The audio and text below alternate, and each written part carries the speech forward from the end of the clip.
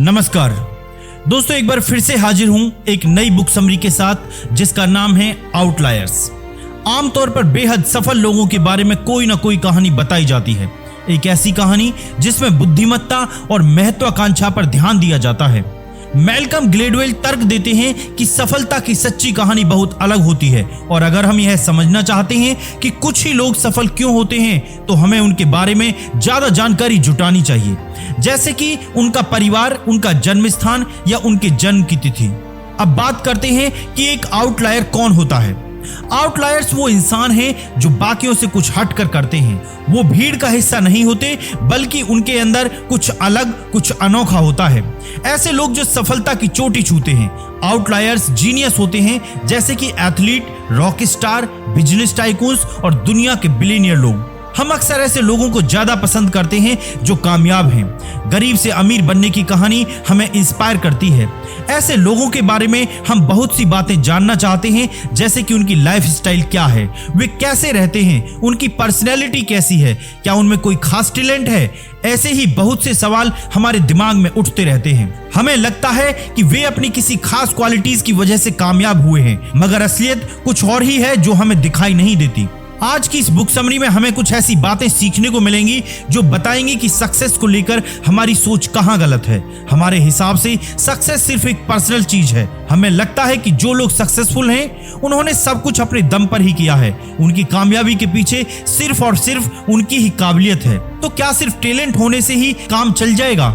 लेकिन अपब्रिंगिंग का क्या? उन लोगों का क्या जो उनकी कामयाबी के पीछे हैं? सोसाइटी और कल्चर का क्या जिसे वो बिलोंग करते हैं? इन आउटलायर्स की कहानी को सुनकर हम इन सवालों के जवाब ढूंढने की कोशिश करेंगे। साथ ही हमें इनसे सीख लेकर सक्सेस को नए नजरिए से समझने की कोशिश करनी चाहिए। दोस्तों, हॉकी कनाडा का एक पॉपुलर स्पोर्ट है। वहां के लड़के इसे किंडरगार्टन से ही सीखना शुरू कर देते हैं। हर साल स्कूलों में हॉकी लीग होती है, मगर सवाल ये है कि वे अपने नेशनल टीम के लिए बेस्ट प्लेयर कैसे चुनते हैं। और ये बात गौर करने वाली है कि ज्यादातर बेस्ट हॉकी प्लेयर्स जनवरी से मार्च के बीच में पैदा हुए लोग हैं। तो ऐसा कैसे हो गया? इसका सीक्रेट ये है कि हॉकी कोच क्लास के सबसे बड़ी एज वाले लड़कों को ही चुनते हैं। जैसे कि मान लो कि कोई लड़का दिसंबर में पैदा हुआ है तो उसे टीम में नहीं चुना जाएगा। बड़ी एज वाले लड़के फिजिकली ज्यादा मजबूत होते हैं, इसीलिए उन्हें चुना जाता है। एज में महीनों का गैप लड़कों की बॉडी में काफी डिफरेंस पैदा करता है। 9 से 10 की उम्र के बीच वाले लड़कों का चुनाव इसी हिसाब से किया जाता है। जो लड़के उम्र में बड़े होते हैं उन्हें कोच ट्रेनिंग देता है। उन्हें बाकियों से 3 गुना ज्यादा प्रैक्टिस भी करनी पड़ती है। अपने टीम्स में पहुंचने तक ये लड़के हॉकी के खेल में एक्सपर्ट हो चुके होते हैं और फिर उन्हें बड़ी लीग्स में खेलने के लिए भेज दिया जाता है। यही सिलेक्शन प्रोसेस बाकी खेलों के लिए भी है। एज डिफरेंस ओलंपिक्स में काफी मायने रखता है। साल के दूसरे हिस्से के महीनों में पैदा हुए बच्चों का टैलेंट अक्सर अनदेखा ही रह जाता है। छोटी उम्र वाले बच्चों को अक्सर स्पोर्ट्स में उतना एनकरेजमेंट नहीं मिल पाता जितना मिलना चाहिए, पर अगर उन्हें भी उतना ही सपोर्ट और मौका मिले तो उनका हुनर भी निखर सकता है। हो सकता है उनमें से भी कोई सक्सेसफुल एथलीट बन जाए। कनाडा की नेशनल हॉकी टीम इसी कोइंसिडेंट की वजह से ही आउटलायर्स बनी। ये इसलिए हुआ क्योंकि उनके प्लेयर्स पहले पैदा हुए थे और फिजिकली मजबूत थे। उन्हें सक्सेसफुल होने का मौका दिया गया और इसी तरह उनको एक के बाद एक मौके मिलते रहे। हमारा समाज उन्हीं को ज्यादा मौके देता है जो ज्यादा सक्सेसफुल होते हैं। उनके लिए हर दरवाजा खुला होता है जो उनका स्टेटस और भी ऊंचा कर देता है, और वे लोग जो फेल होते हैं उन्हें समाज डिसमिस कर देता है। क्योंकि ये हमारा सक्सेस को देखने का नजरिया है। हम केवल पर्सनल अचीवमेंट को ही सब कुछ समझते हैं। हम कभी भी ये नहीं सोचते कि हम किसे मौका दे रहे हैं और किसे नहीं। सक्सेसफुल होने में इसका भी एक बड़ा हाथ है।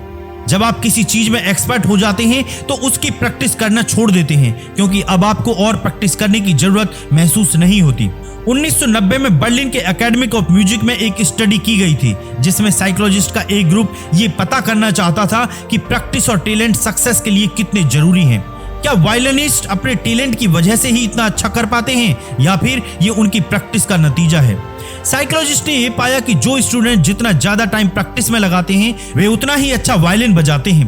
बच्चे जैसे जैसे बड़े होते हैं उतना ज्यादा वक्त वे अपनी प्रैक्टिस को देते हैं और 20 साल की उम्र तक आते आते वे बेस्ट वायलिनिस्ट बन जाते हैं और पहले से 10,000 घंटे की प्रैक्टिस कर चुके होते हैं। यही स्टडी पियानिस्ट पर भी की गई थी। जो एमेच्योर थे उन्होंने बचपन में सिर्फ 2000 घंटे की ही प्रैक्टिस की थी, मगर प्रोफेशनल लोग हर साल अपनी प्रैक्टिस का टाइम बढ़ा देते थे और 20 साल के होते होते इन्होंने कुल 10,000 घंटों की प्रैक्टिस कर ली होती है। और इसी के साथ साइकोलॉजिस्ट को पता लगा कि इसमें नेचुरल जैसी कोई बात नहीं है। ऐसा कोई म्यूजिशियन नहीं हुआ जो कम प्रैक्टिस करके भी बेस्ट म्यूजिशियन बना हो। किसी भी चीज में वर्ल्ड क्लास बनने के लिए आपको कम से कम 10,000 घंटे की प्रैक्टिस करनी पड़ेगी। बाकी स्टडीज में भी ये जादुई नंबर प्रूव हो चुके हैं। म्यूजिशियन से लेकर एथलीट, राइटर, क्रिमिनल, मास्टरमाइंड्स तक सबको टॉप तक पहुंचने के लिए 10,000 घंटे की प्रैक्टिस की जरूरत पड़ती है।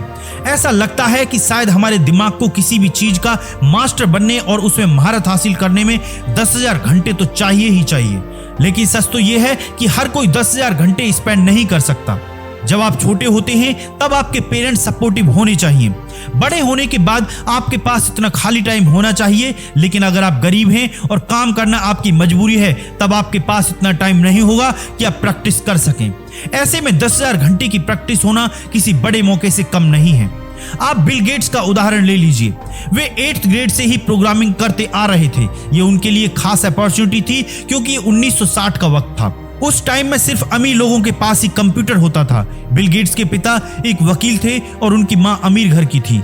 उन्होंने बिल गेट्स को सिएटल के एक इलाइट स्कूल लेक साइड में डाला, जो 1968 में कुछ ऐसे गिने चुने स्कूलों में शामिल था जहां की कंप्यूटर क्लब था। स्कूल में 8th ग्रेड से लेकर हाई स्कूल तक बिल गेट्स ने प्रोग्रामिंग की प्रैक्टिस लगातार की। जब बिल गेट्स कॉलेज से निकलकर माइक्रोसॉफ्ट स्टार्ट करने की तैयारी कर रहे थे, उन्होंने कंप्यूटर प्रोग्रामिंग में 10,000 घंटे से ज्यादा की प्रैक्टिस कर ली थी। वे एक बहुत ब्रिलियंट प्रोग्रामर और एंटरप्रेन्योर थे, मगर बिल गेट्स को वो खास मौका मिला, जैसा कि वे खुद कहते हैं, मैं बहुत लकी था। एक आउटलायर बनने के लिए आपको एक खास अपॉर्चुनिटी की जरूरत है। आपको वो लकी मौका मिलना चाहिए जिससे आप खुद को प्रूव कर सकें। अगर आपके पास हटकर टैलेंट है तो आपको एक हटकर मौके की भी सख्त जरूरत होगी। ऊपर देखो, एक नजर डालो उस आदमी पर जिसके पास कुछ नहीं था, ना कोई खानदान, ना ही सर पर किसी का हाथ, मगर आज वो जो भी है वो सिर्फ अपने दम पर है। ये शब्द रॉबर्ट विंथ्रोप ने बेंजामिन फ्रैंकलिन के स्टैचू से पर्दा उठाते हुए कहा था। तो क्या सच में आउटलायर्स ऐसे ही होते हैं? हम सक्सेसफुल लोगों की ऑटोबायोग्राफी पढ़कर ऑब्सेस्ड हो जाते हैं क्योंकि उन सब की जिंदगी शुरुआत में बेहद मामूली होती है, मगर उन सब ने सारी मुश्किलों का सामना करते हुए सक्सेस हासिल की होती है। अब क्योंकि उन सब के पास कोई ना कोई खूबी थी, उनकी सफलता के पीछे जो चीज हमें दिखाई नहीं देती वो है अपॉर्चुनिटी। जैसा बेंजामिन फ्रैंकलिन को बहुत से मौके भी मिले और एडवांटेज भी। आउटलायर्स की सक्सेस के पीछे उनके पेरेंट्स और उनकी कम्युनिटी का भी हाथ होता है। एक तरह से वे अपने कल्चर और अपने पूर्वजों की लीगेसी के एहसानमंद होते हैं। अगर हमें जानना है कि कोई इंसान कैसे सक्सेसफुल बनता है तो सिर्फ उसकी क्वालिटी जानना ही काफी नहीं है, हमें यह भी जानना होगा कि वो आदमी कब और कहां पैदा हुआ और कहां पला बड़ा था। अब जैसे कि बीटल्स पॉपुलर होने से पहले उनको हैम्बर्ग, जर्मनी में अपना खास मौका मिला था। ये 1960 की बात है। उस वक्त बीटल्स सिर्फ एक हाई स्कूल बैंड हुआ करता था। उन दिनों हैम्बर्ग में स्ट्रिप्स क्लब्स की भरमार थी। ऐसे में ज्यादा कस्टमर अट्रैक्ट करने के लिए रॉक बैंड काफी डिमांड में थे। वहीं एक ब्रूनो नाम का एक क्लब हुआ करता था जहां लिवरपूल, इंग्लैंड से कई बैंड्स बुलाए जाते थे। क्लब का मालिक फिलिप नॉर्मन चाहता था कि उसके क्लब में बैंड लगातार घंटों तक बजता रहे।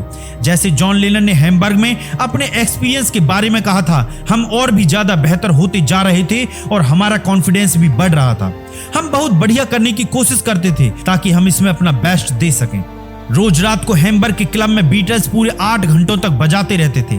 इस प्रैक्टिस से उनको क्रिएटिविटी, उनका स्टेमिना, डिसिप्लिन बढ़ने लगा था। लिवरपूल में ही वो एक ही गाना 1 घंटे तक बजाते रहते थे, मगर हैम्बर्ग में उन्हें इसके डिफरेंट वर्जन बजाने पड़ते थे। वे 8 घंटे कवर करने के लिए रॉक और जाज भी बजाया करते थे और 18 महीने के अंदर बीटल्स हैम्बर्ग में 270 रातों की परफॉर्मेंस दे चुके थे। 1964 में जब वो पॉपुलर हुए तब तक वे 1200 से ऊपर लाइव परफॉर्मेंस दे चुके थे। यही वो चीज थी जो उन्हें बाकी के रॉक एंड रोल बैंड से अलग करती है। लाइव ऑडियंस के साथ उनकी प्रैक्टिस बाकियों से कहीं ज्यादा थी। हैम्बर्ग में बीटल्स को खास मौके मिले और उन्हें हैम्बर्ग, जर्मनी के कल्चर और कम्युनिटी का भी फायदा हुआ। जैसे कि फिलिप नॉर्मन ने कहा था, जब वे वहां थे तो कुछ खास अच्छे नहीं थे, मगर वे वहां से लौटे तो बेहतरीन थे, और इस तरह से उनकी शुरुआत हुई। अब बात करते हैं बिल गेट्स और स्टीव जॉन की। चलिए सिलिकॉन वैली के आउटलायर्स पर एक नजर डालते हैं। उन्हें अपनी स्पेशल अपॉर्चुनिटी 1975 में मिली जब पर्सनल कंप्यूटर अल्टेयर लॉन्च हुआ था। पुराने कंप्यूटर मॉडल काफी भारी भरकम और महंगे हुआ करते थे, लेकिन अल्टेयर की कीमत सिर्फ $397 थी। इसे खुद ही घर में असेंबल किया जा सकता था, कोई भी इसे खरीद कर इस्तेमाल कर सकता था। 1975 से पर्सनल कंप्यूटर का दौर शुरू हुआ। अगर उस वक्त आप बहुत छोटे या बहुत बूढ़े होते तो वो स्पेशल अपॉर्चुनिटी आपको नहीं मिलती, मगर आप 1958 के बाद पैदा हुए थे तो आप तब हाई स्कूल में होते। लेकिन अगर आप 1952 से पहले जन्मे होते तो शायद आप IBM में जॉब कर रहे होते। बिल गेट्स 28 अक्टूबर 1955 में पैदा हुए थे। उनके माइक्रोसॉफ्ट के को फाउंडर पॉल एलेन 21 जनवरी 1956 में पैदा हुए थे। दोनों बेस्ट फ्रेंड्स थे और लेक साइड कंप्यूटर क्लब के मेंबर्स भी थे। स्टीव जॉब्स 24 फरवरी 1955 में पैदा हुए थे। जॉब्स गेट्स की तरह ही बचपन से ही अमीर नहीं थे, उन्हें अडॉप्ट किया गया था, मगर उनकी परवरिश माउंटेन व्यू के कैलिफोर्निया में हुई थी। ये जगह सिलिकॉन वैली के सेंटर में थी। जॉब्स ऐसे आस पड़ोस में पले बढ़े जहां हेलवेट पेकार्ड के इंजीनियर्स रहते थे। उन्होंने HP साइंटिस्ट के फोरम्स अटेंड किए। वे माउंटेन व्यू की फली मार्केट में इलेक्ट्रॉनिक्स स्पेयर पार्ट बेचा करते थे। जब स्टीव जॉब्स 12 की उम्र के थे, उन्हें बिल हेवलेट का नंबर एक फोन बुक में मिला। उन्होंने HP के को फाउंडर को फोन करके पूछा कि क्या उन्हें स्पेयर पार्ट्स की जरूरत है। जॉब्स ने न केवल स्पेयर पार्ट्स बेचे बल्कि उन्हें HP में समर जॉब भी मिल गई थी। ऐसा नहीं है कि US के सारे बिजनेस टाइकून्स 1955 और 1830 में ही पैदा हुए हैं, मगर उनकी स्टोरीज में ये आम बात है। हम इंडिविजुअल अचीवमेंट्स देखने में इतने खो जाते हैं कि हम पैटर्न नहीं देख पाते। इन सभी सक्सेसफुल लोगों को खास मौके मिले। उन्होंने इन मौकों को लपका और इनका पूरा फायदा उठाया। वे ऐसे टाइम में पैदा हुए जब सोसाइटी उन्हें उनके हार्डवर्क का पूरा इनाम दे सकती थी। उनकी सक्सेस सिर्फ उनकी कमाई हुई नहीं है, जिस दौर में वे पैदा हुए उसका भी उनकी सक्सेस में एक बहुत बड़ा रोल है। चाइनीज लोग हजारों सालों से चावल की खेती करते आ रहे हैं। उनकी अनोखी चावल लगाने की टेक्निक को कई दूसरे एशियन देशों ने भी अपनाया है। राइस कल्टीवेशन का प्रोसेस बहुत मेहनत वाला होता है। ये व्हीट यानी गेहूं की तरह नहीं है कि बस खेत तैयार किया और बोना शुरू कर दिया। चावल उगाने के लिए किसानों को पैडीज बनानी पड़ती है और इसमें पानी की भरपूर सप्लाई होनी चाहिए। किसान पानी की सप्लाई के लिए चैनल्स और डाइक्स बनाते हैं। फिर मुलायम मिट्टी में चावल के पौधों को प्लांट किया जाता है। फर्टिलाइजर्स के लिए चाइनीज इंसानी खाद और बाकी ऑर्गेनिक मटेरियल्स इस्तेमाल करते हैं। राइस कल्टीवेशन का काम पूरा परिवार मिलकर करता है। किसान का परिवार, रिश्तेदार और दोस्त सब इस काम में मदद करने आते हैं। इस बात का खास ध्यान रखा जाता है कि चावल के पौधे अच्छे से प्लांट किए जाएं। जब चावल तैयार हो जाता है तो सब मिलकर फसल काटते हैं। राइस पैडी बहुत छोटी होती है, एक होटल के कमरे जितनी साइज की। एक खेत में 2 या 3 राइस पैडीज ही बन सकती हैं। एक चाइनीज गांव सिर्फ 450 एकड़ जमीन से ही खुद के लिए चावल उगा सकता है। अमेरिका में 450 एकड़ का खेत तो एक फैमिली के पास ही होता है। वेस्टर्न और ईस्टर्न एग्रीकल्चर में यही एक सबसे बड़ा डिफरेंस है। मिड वेस्टर्न अमेरिका में फार्म्स बहुत बड़े बड़े होते हैं और इसीलिए वे मशीनों का इस्तेमाल करते हैं। वहां पर ह्यूमन एफर्ट कम है और मशीन की मदद से फार्मर ज्यादा फसल उगाते हैं। यूरोपियन फार्मर विंटर के दिनों में खाली बैठे रहते हैं। इन दिनों उनके पास कुछ काम नहीं होता, वे लोग सोते रहते हैं। ग्रैम श्रॉप एक हिस्टोरियन ने लिखा है, फ्रांस जैसे देशों में किसानों की हालत 19th सेंचुरी में भी ये है कि बहुत दिनों तक खाली बैठने के बाद ही थोड़ा बहुत काम करने को मिलता है, जबकि चाइनीज फार्मर कभी खाली नहीं बैठता। गर्म मौसम में वो बंबू हेड्स और बास्केट बनाकर बेचता है, वो राइस पैडीज की मरम्मत करता है, वो ड्राई बीन कर्ड और टोफू बनाता है। जब फार्मिंग सीजन नहीं होता तो चाइनीज लोग पैसे कमाने के लिए बाकी के छोटे मोटे काम करते रहते हैं। जब स्प्रिंग का मौसम आता है तो चाइनीज फार्मर फिर से सुबह सवेरे अपने खेतों में चल पड़ता है। 20 गुना चावल उगाना गेहूं या मक्का उगाने से 20 गुना ज्यादा मेहनत का काम है और एक चाइनीज फार्मर राइस पैडीज में हर साल 3000 घंटे काम करता है। राइस पैडीज एशियन फार्मर की कड़ी मेहनत की झलक है। उन्होंने अपनी मेहनत से ही नेचर के चैलेंज को एक्सेप्ट किया और अपनी गरीबी पर जीत हासिल की, क्योंकि हार्डवर्क उनकी कल्चरल लीगेसी का एक हिस्सा है। वे जहां जाते हैं अपनी इस क्वालिटी को साथ ले जाते हैं। दोस्तों, वक्त है इस बुक समरी के कंक्लूजन का। अब हमें पता है कि सक्सेसफुल होने के लिए सिर्फ टैलेंट से ही काम नहीं चलता, उस टैलेंट को प्रैक्टिस करने के लिए स्पेशल अपॉर्चुनिटी भी मिलनी जरूरी है। हमने अपब्रिंगिंग की इंपॉर्टेंस भी जानी, क्योंकि आउटलायर्स ऐसे ही पैदा नहीं होते। सही वक्त और जगह जहां वे पैदा होते हैं उसका भी उनकी सक्सेस में बड़ा हाथ होता है। हालांकि किसी इंडिविजुअल की क्वालिटी से उसके सक्सेस को एक्सप्लेन करना आसान है, मगर वे सब क्वालिटी उन्हें अपने कल्चर से भी मिलती हैं। इन सब सक्सेस स्टोरी से हमें एक बात जो सीखने को मिलती है वो ये है कि हमारे पास जो है हमें उसका ही इस्तेमाल करना होगा। अगर हमें वो अपॉर्चुनिटी या एडवांटेज मिले तो हम उसमें अपनी मेहनत भी जोड़ सकते हैं और इस तरह हम भी आउटलायर्स बन सकते हैं। दोस्तों, इसी तरह की ऑडियो बुक समरीज के लिए इस चैनल को लाइक करें, सब्सक्राइब करें एंड शेयर करें। बहुत बहुत धन्यवाद। खुश रहिए।